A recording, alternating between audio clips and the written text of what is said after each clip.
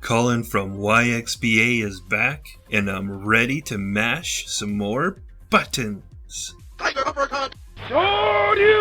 Sorry for the lack of videos in the past week. I was having some real trouble with my PC, and I finally got it fixed up yesterday.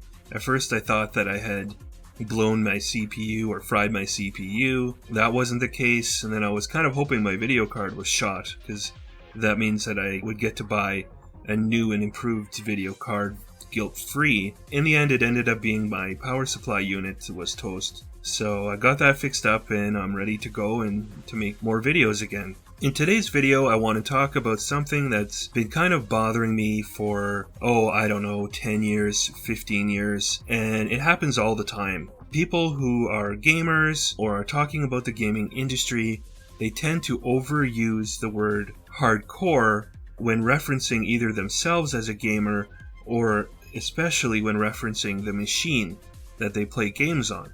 I think they tend to lean on the machine more than themselves when using the word hardcore gamer because they want to be able to consider themselves hardcore without actually putting any effort into playing games in a hardcore manner.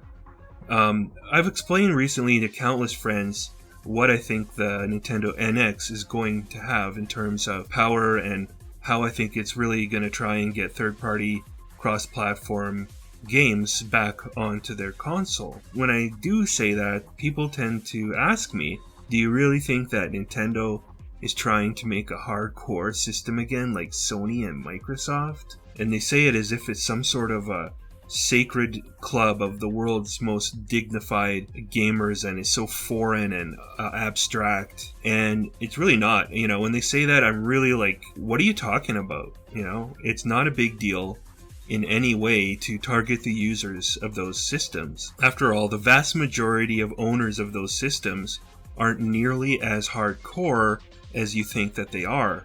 When I talk to the average Joe gamer who owns a PlayStation 4 right now, they tell me that they personally aren't that hardcore about their system, but they feel like everyone but them is, and that's just not the case. Most of the people are just like, that guy that I know that bought a PS4 because he wanted to feel like a hardcore gamer but doesn't really play that much.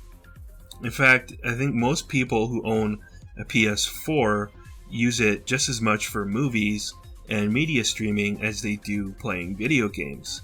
It's only a very small minority that are super passionate about gaming and, are people that are buying 30, 40 games every generation and would never even consider switching consoles and certainly wouldn't consider switching over to Nintendo. That's a minority of people. The thing people are missing here is that traditional consoles with decent power, great online features, etc., are no longer a niche hardcore thing. In fact, those types of consoles have pretty much become the epitome of mainstream in today's society. It used to be that comic books and comic book collectors similarly were also seen as being kind of like hardcore geeks that were out of the mainstream, but all of that has changed as well.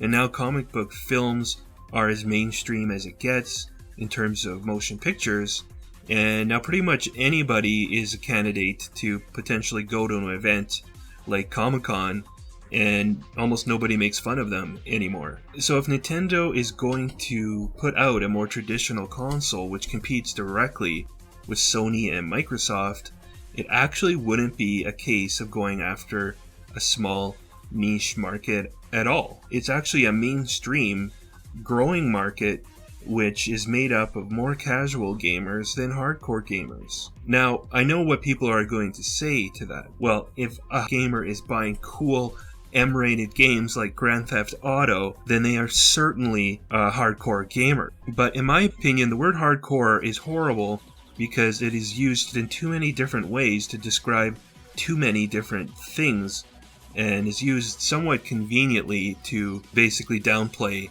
something that somebody doesn't like at that moment. To me, the word hardcore, in terms of gaming, it has to do with the passion level of the gamer. If you are very passionate and maybe even a little bit obsessive type of gamer, you're a hardcore gamer. You know, if you would line up at the launch of your favorite game, you're hardcore.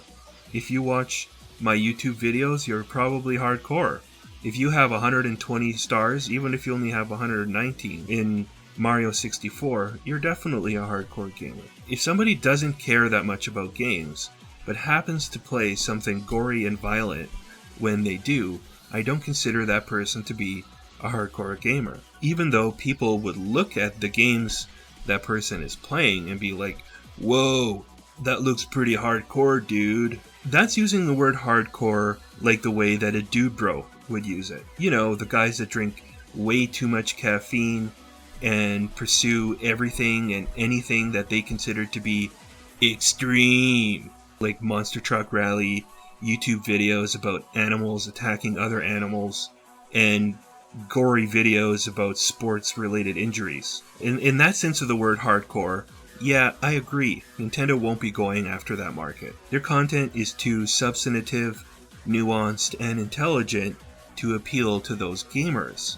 But Nintendo will certainly continue to go after gamers who are passionate about gaming and do so more aggressively than they did with the Wii and the Wii U. And I think they're going to make every effort to get more cross-platform games onto their system next gen, because those are popular games. Like, that's like starting a movie theater and only having Disney movies but not having any other movies other than that. That's basically what the Wii U was.